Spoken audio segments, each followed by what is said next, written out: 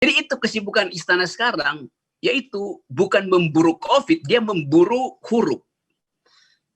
FPI, nggak boleh ada dalam abjad Indonesia sekarang tuh.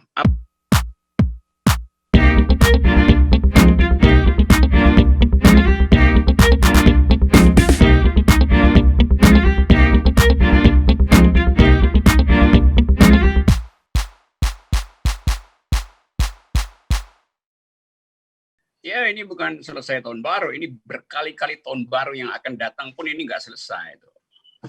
Karena dari awal ada desain yang ngaco, itu saya terangkan pelan-pelan. ILT ini juga ormas sebetulnya, Indonesia Leader Stock ini juga ormas tuh. Ya, dalam bahasa Indonesia apa terjemahnya? ILT Indonesia Lawyer Stock, Indonesia Leader Stock.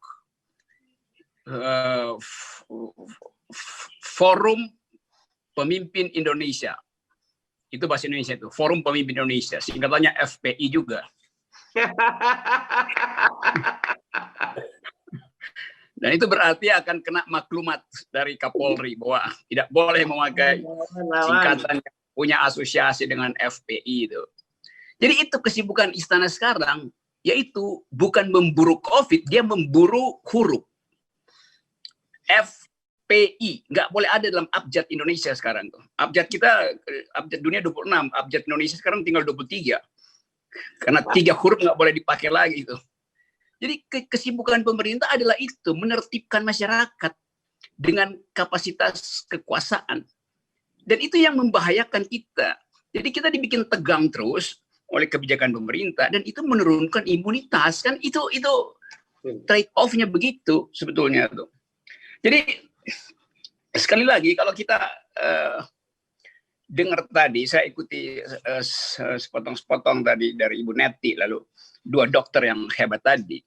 Seluruh yang diucapkan itu memperlihatkan magnitude dari problem COVID, magnitude-nya yang diperlihatkan.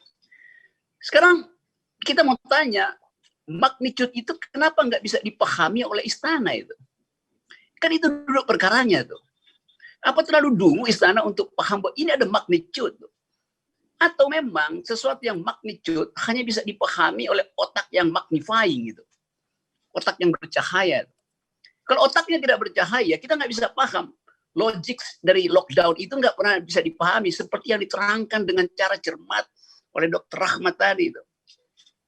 Ini yang disebut lockdown. Itu keterangan, diterangkan efeknya, diterangkan bagaimana efikasinya itu bisa dicapai dengan hanya mengambil beberapa situs mikro untuk memastikan bahwa betul-betul ada keseriusan di dalam satu lokasi dulu itu. Nah ini, sequences logis ini nggak bisa dipahami oleh istana. Jadi kita mau tanya, mengapa COVID itu terus bertumbuh?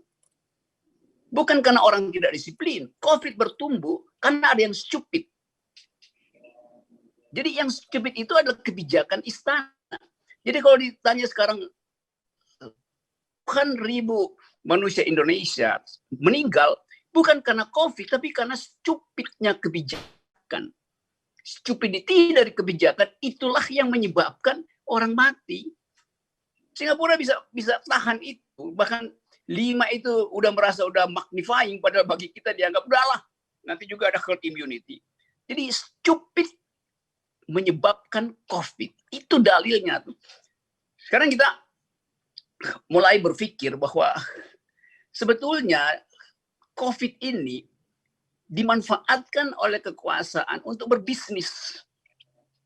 Dimanfaatkan oleh kekuasaan untuk menghalangi demokrasi. Dimanfaatkan oleh kekuasaan untuk korupsi. Kan itu yang terjadi kan. Jadi coba kita ulas itu dari sudut political economy, dari public health. Di dalam political economy kita mau lihat sumber kekuasaan itu seharusnya menghasilkan kesehatan. Karena buat apa kita pilih kekuasaan kalau dia tidak dimaksudkan untuk menyehatkan masyarakat, dalam pengertian luas adalah mensejahterakan. Jadi kalau dikatakan bahwa kesehatan itu hak masyarakat, itu kurang determinatif. Kewajiban negara memelihara kesehatan masyarakat, itu perintah konstitusi. Kalau hak itu seolah-olah itu yaitu pandangan liberal. hak masyarakat. Tetapi kita masuk di dalam sistem welfare state. Tugas pemerintah, kewajiban pemerintah, perintah pertama konstitusi pada presiden adalah sejahterakan rakyat, rawat orang sakit, rawat orang miskin. Jadi itu perintah konstitusi pada presiden. Itu menjadi kewajiban presiden. Jadi kita mesti mulai, jangan terlalu sering ngomong itu hak rakyat, hak asasi. Memang hak asasi, tapi bagi Indonesia lebih dari sekedar hak. Beban itu diberikan pada pemerintah tuh. Bukan pada LSM, bukan pada partai, bukan pada korporasi, bukan pada macam-macam. Itu tugas pemerintah, sejahterakan rakyat.